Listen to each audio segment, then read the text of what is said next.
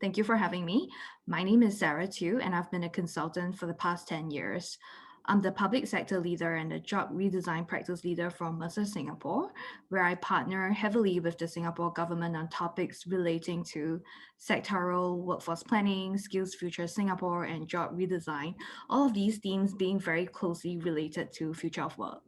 Personally, I'm very passionate about job redesign and its application to create a productive and inclusive workforce.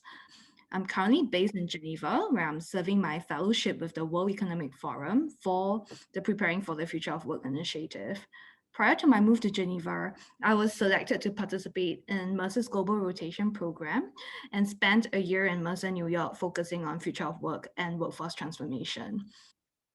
Throughout my career, I was mentored and advocated by a few incredibly talented women leaders and would credit a lot of my achievements to them. I hope that I will have the opportunity to pay it forward in the future to aspiring women in the workforce and share my learnings with them.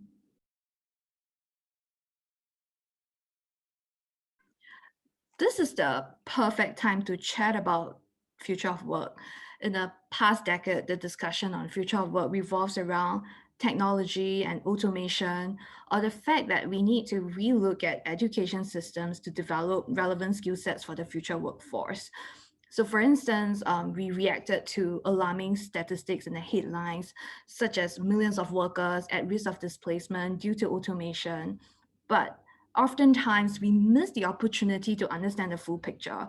So, while it is true that technology automation and the fourth industrial revolution will result in the inevitable outcome of displaced workers, we do also need to balance the other side of the equation where technology creates new jobs for us in the future as well. So, based on the latest results from the Future of Jobs Report 2020, just released by the World Economic Forum, it is estimated that 85 million jobs may be displaced by technology and automation. But let's not forget that there is actually a 97 million new roles that may emerge in the new world of work by 2025 as well. The question here is to determine how do we help workers who are employed in roles that are at risk and transit them into the many potential new job opportunities that are available. This has been a topic of discussion for a long time. History has also proven our ability to transition from an agriculture era to an industrial era and to a knowledge era. But we have a much shorter time to adapt, and all of us own the responsibility to evolve in the new world of work. With that as the backdrop, I was very privileged to have the opportunity to co-author the white paper titled Resetting the Future of Work Agenda with the World Economic Forum. So in response to the COVID crisis, more than 80% of global businesses accelerated the automation of work tasks.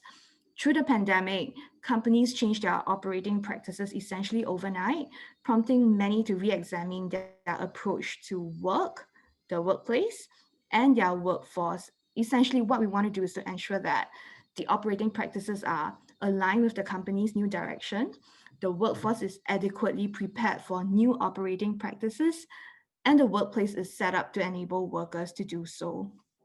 The paper discusses the 5 imperatives for resetting the future of work agenda, such as transforming the organization and work design, aligning new technology and skills, cultivating health and well-being for people, building human-centric leadership culture, with stakeholder capitalism principles at the core of it all. So this is really a call to action for all parties in the ecosystem, such as employers, employees, and the government to adopt a more proactive stance to reimagine and reshape the work agenda.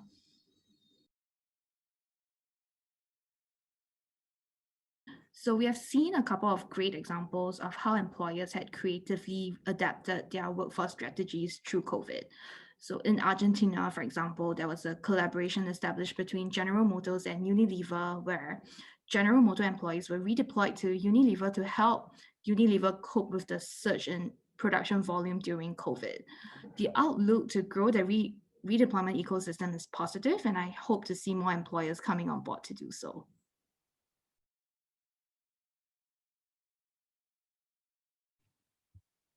The post-pandemic world of work will be one that is simplified, distributed, and technology enabled. From an organization and work design perspective, the traditional chunky command and control organization where we require multiple levels of approval for decision making is losing its effectiveness and possibly not the most optimal structure to drive innovation. The market, clients, and employees expect businesses to be nimble, make faster and quicker decisions so that we can adapt to the new economy.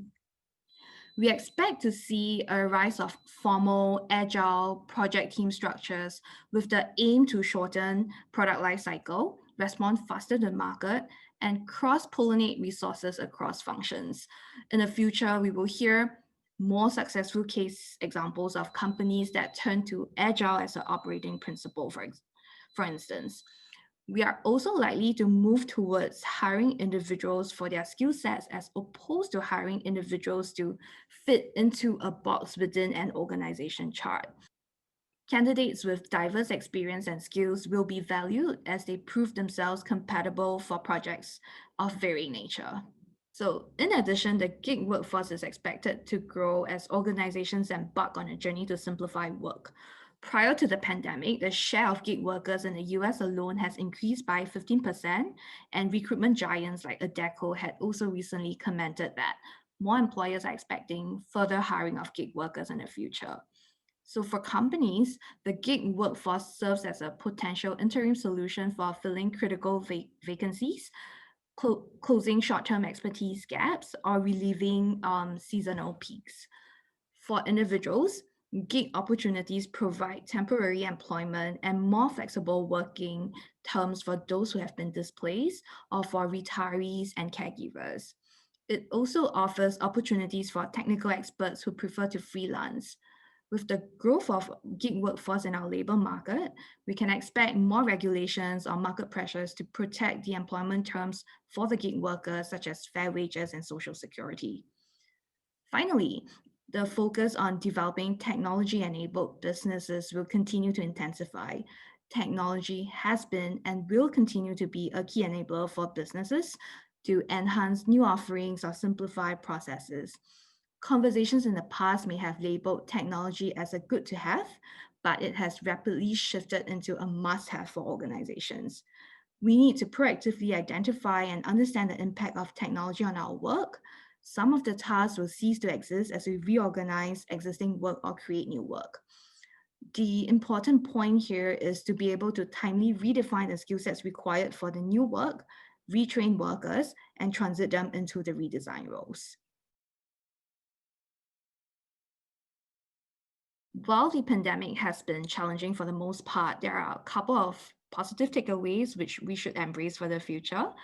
So first, we have learned to better appreciate technology and look forward to more options to further leverage and integrate technology into our work.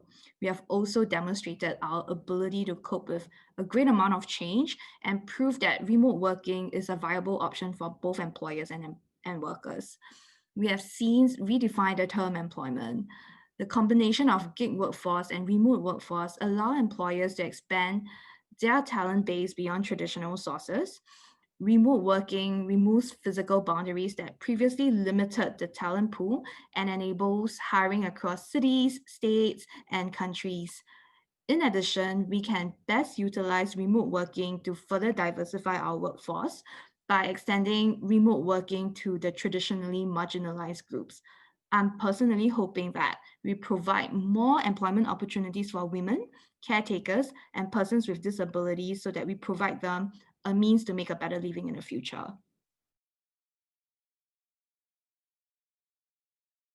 We understand the importance of reskilling and upskilling, and that should continue. I encourage individuals to develop their personalized reskilling plan in three parts. The first part consists of core skills, and these are the skills that are required regardless of occupations. For example, problem solving, digital, and human centered design. If we were to think about it, for some of us, we would have acquired these skills naturally in our day to day work. Identify opportunities to sharpen these skill sets, build deeper proficiency in those areas. The second part consists of functional skills. And these are skills related to the occupation that an individual wants to pursue. So, for example, we can think about programming for a software developer, advertising for marketers. For those who are in their desired profession, continue to deepen your skill sets as you progress in your career. For those who are looking to switch professions, start to identify ways to develop the new skills that are required for the new profession. Look for ways to embed new learnings in your day to day work. The last part, which I think is the most crucial part, is to reflect and discover your personal learning preferences in order to maximize learning effectiveness.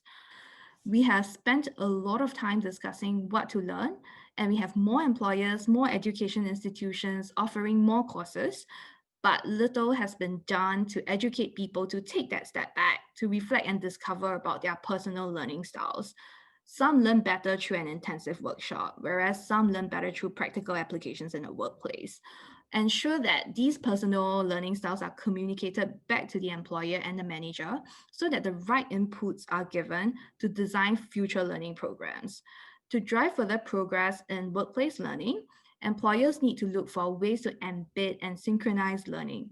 It is beyond offering a suite of online courses, but rather identify the relevant ones, update the design of the job, and ensure that workers have the opportunity to apply the new learnings in the workplace.